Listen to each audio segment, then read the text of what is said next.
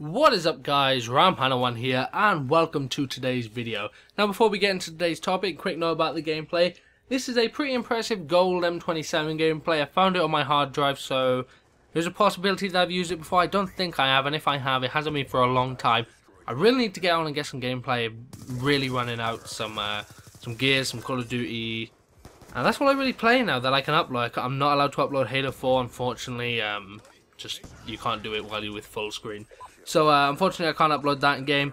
But Gears of War and Call of Duty is what I'm primarily uploading for now, and yeah, that's pretty much it. So that's the gameplay, and for today's topic we are once again doing another Xbox 720 versus PS4 video because they're getting very good reception. People seem to be enjoying them, so I like to bring videos that people enjoy. So today we are talking about always online because that has been a big rumor that, for those of you who don't know, the rumor is that both the Xbox 720 and the PlayStation 4 consoles, or whatever they're going to be called, are always going to be online. You have to have an internet access to be able to play them, and it's caused a lot of disturbance, a bit of an uproar, and I just want to touch on it, give my thoughts on it, if I think it's true or not, and if it does go through what I think possibilities and the situation we could have on our hands. So as far as being always online, I think if that was to happen and that idea was to go through, I don't think it'd be a good thing, because there are a lot of gamers who just don't have internet access at all. They'll buy a console to play single player games. There's a huge variety of single player games like Skyrim, Final Fantasy type games, even just games that are mainly made for online, like Call of Duty, like Halo, like Gears.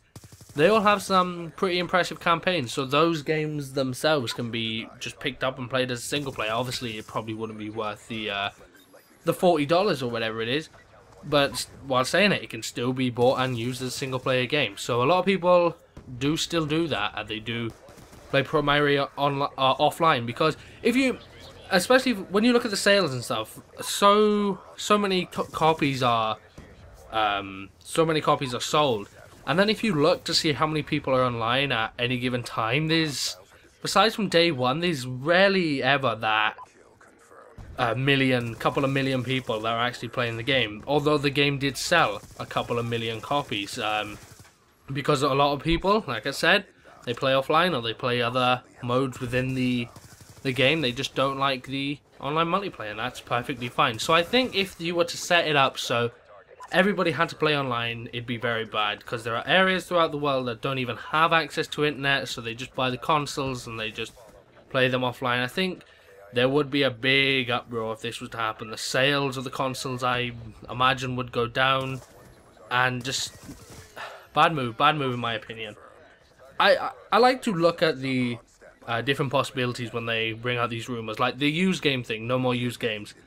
I could look at that, I could see all the good points, I could see all the bad points, and I could come to some sort of middle bit, like, I think this is good, I think this is bad, you do this differently, and it could actually work out as a system.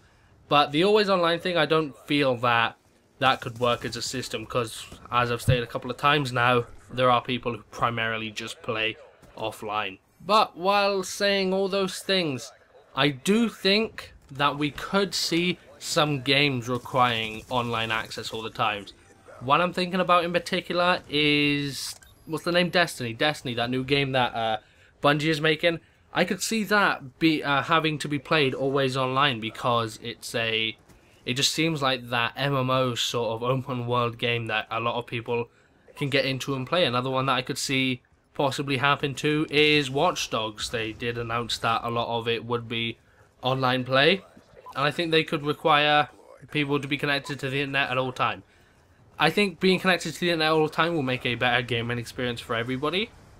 So that is that's one plus side to it. But they will tell you, you won't go to a midnight launch for a game, pick up the game, and then get home and find out you need to be online.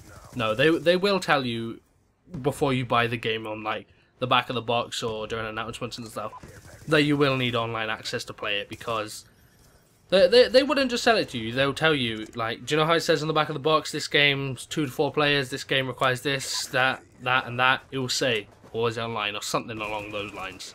So as far as the rumours go that we're always going to have to be online for these next generation of consoles, I'm going to go ahead now and confidently say that they're not true. But I think there's an element to them that are true, and that won't be the console itself, but certain games. Like I said, Destiny could be one, and Watch Dogs was another one that I thought could possibly be an always online game. So if we are always going to be online, it will be exclusive to certain games. But anyway guys, that will do it for this video. Remember to leave in the comment section down below, what do you think? Do you think we're going to get always online? Would you like always online? Would you hate always online? Let me know in the comments. Also, if you enjoyed the video, remember to give it a like rating and subscribe for more videos. Again guys, this is Rampana1, and I'll see you all next time. Peace.